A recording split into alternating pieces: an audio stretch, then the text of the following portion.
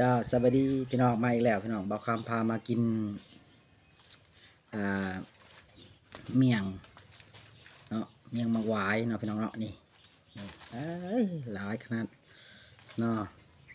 มาพี่น้องมาก่อนอื่นก็ขอฝากติดตามบ่าวคำในเด้อเนาะอย่าลืมกดซับสไครต์กดไลค์กดแชร์บ่าวคำในเด้อพี่น้องเด้อเนาะตามหากบ่าวคำนะเนาะ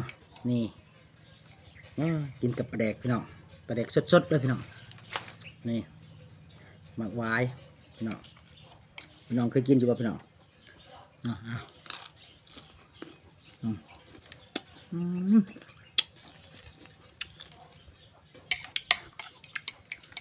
อืมจุดจัดพี่น้องจุดจัด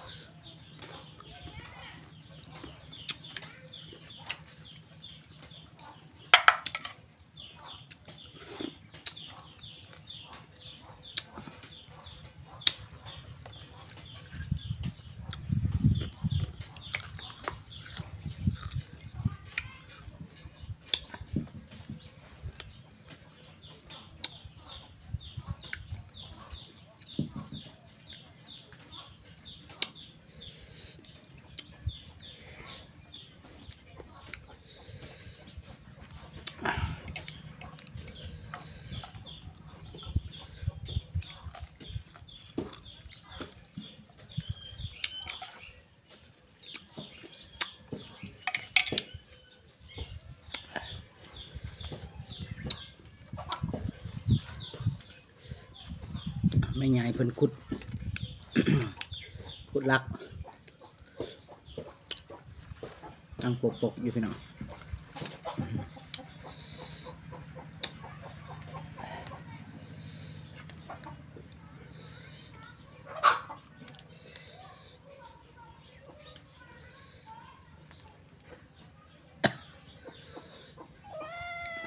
ไม่แล้วแมว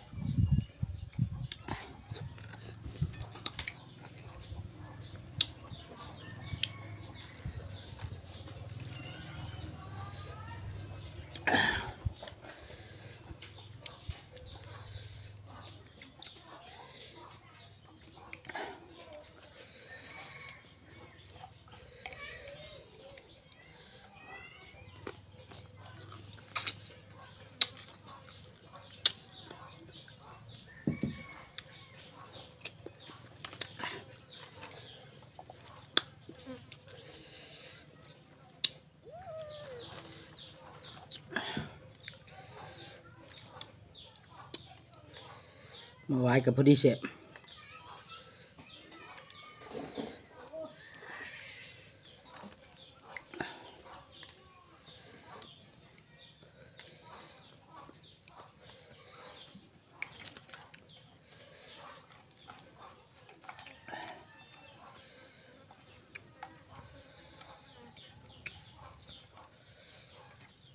ปลาแดกตอนพี่น้อง